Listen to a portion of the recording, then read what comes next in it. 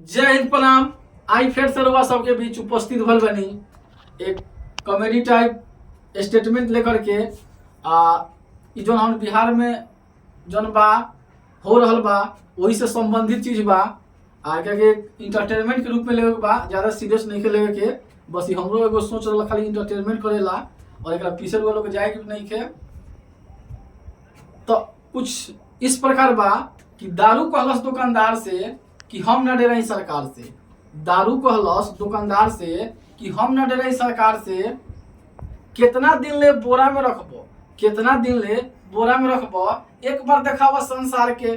दारू कहलस दुकानदार से कि हम न डराई सरकार से।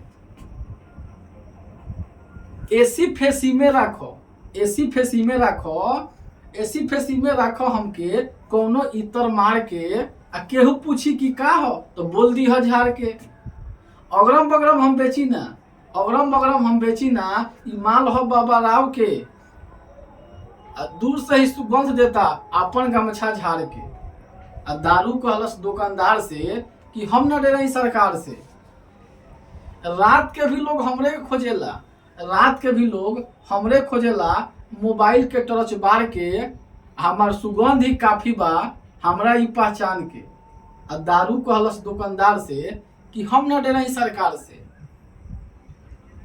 सब लोग आज हमरे दीवाना बा, सब लोग आज हमरे दीवाना बा। चोर हो चाहे अच्छा संस्कार के, सब लोग आज हमरे दीवाना बा। चोर हो चाहे अच्छा संस्कार के। आगे पीछे घूमत रहेला लोग अपन मुहुआ बांध के। फिर से दारू कहलस दुकानदार से कि हम न डराई सरकार से। दिन रात घूमत रहिले, दिन रात घूमत रहिले नेता मंत्री के दुआर के। दिन रात घूमत रहिले नेता मंत्री के दुआर के। तोहरा के पूछेला हम हई ब्रांड बिहार के।